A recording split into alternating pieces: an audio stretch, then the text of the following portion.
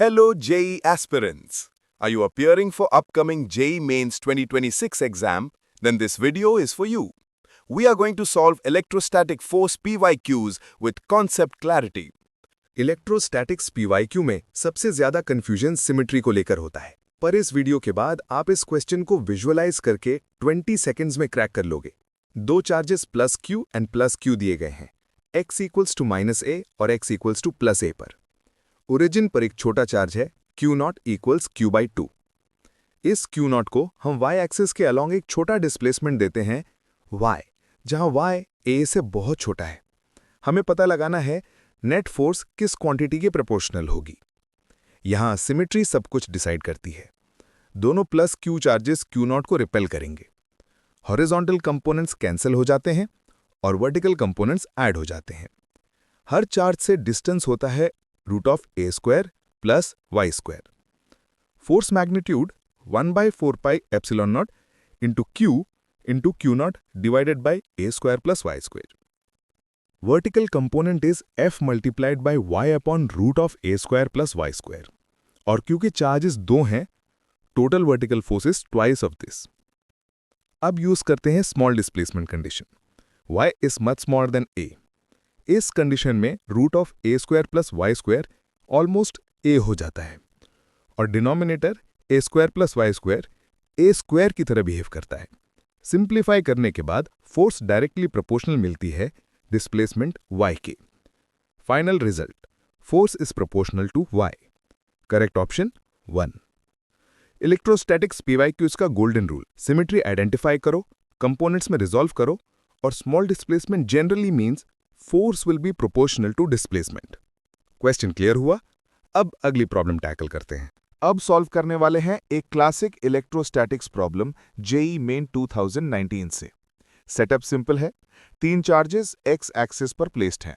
Origin पर plus Q, x equals D by two पर charge Q और x equals D पर एक और प्लस क्यू। कंडीशन ये दी गई है कि ओरिजिन वाले प्लस क्यू पर नेट फोर्स 0 होना चाहिए। हमें चार्ज क्यू का वैल्यू निकालना है।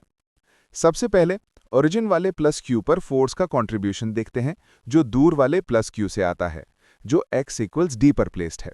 दोनों चार्जेस पॉजिटिव हैं, तो फोर्स रिपल्सिव होगा और ओरिजिन वाले चार्ज को लेफ्ट डायरेक्शन में पुश करेगा। कूलम्स लॉ से फोर्स आता है F equals 1/4 pi epsilon not into q square upon D square.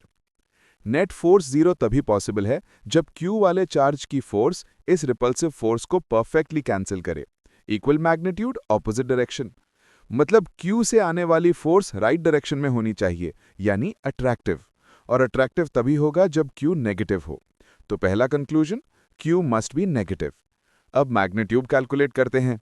Origin से Q की डिस्टेंस d/2 है। मैग्नीट्यूड्स को इक्वेट करते हैं। 1/4 pi epsilon not into Q into mod Q upon d/2 squared equals 1/4 pi epsilon not into Q squared upon d squared. Constants cancel हो जाते हैं।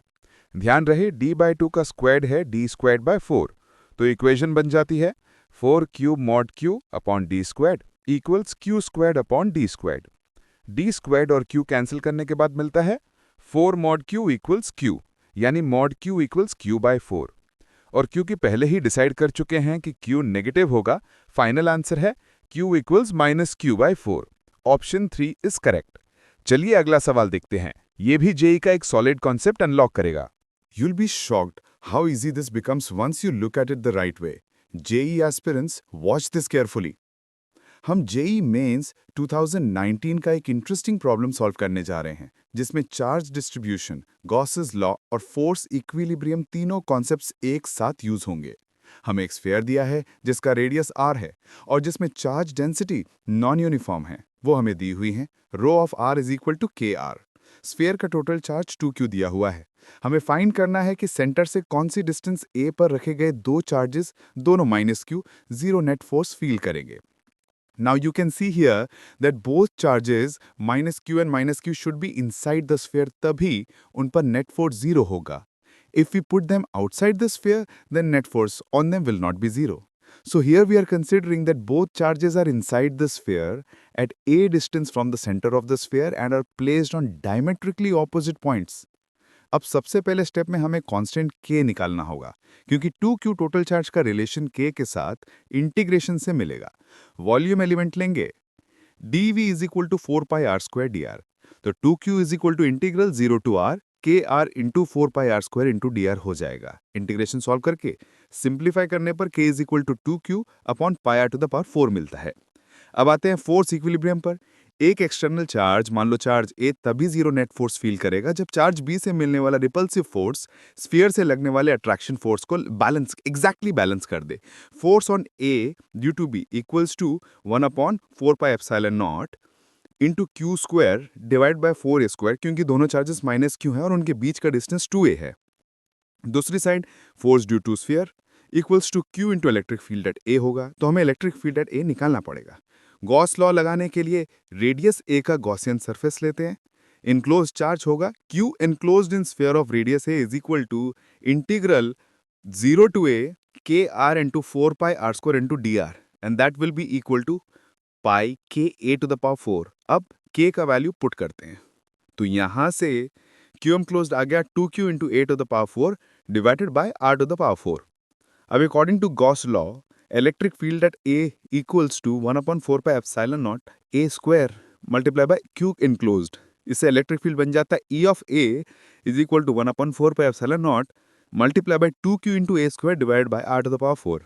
सो force due to sphere होगा F square equals to Q into electric field at A। अब equilibrium condition set करते हैं। Force due to sphere equals to force due to charge B, that means 1 upon 4 by epsilon not into 2q square into a square divided by r to the power 4 equals to 1 upon 4 by epsilon naught into q का square divided by 4a square। Common terms cancel करते ही बच जाता है 2a square by r4 equals to 1 by 4a square। यहाँ से a निकालते हैं, a equals to r multiply by 8 to the power minus 1 by 4। तो स्टूडेंट्स फाइनल आंसर है a equals to 8 to the power minus 1 by 4 into r। Correct answer option 4 है। तो this was a conceptual question and lengthy one. So my JEE warriors, practice smart, stay consistent. I will be back in the next video.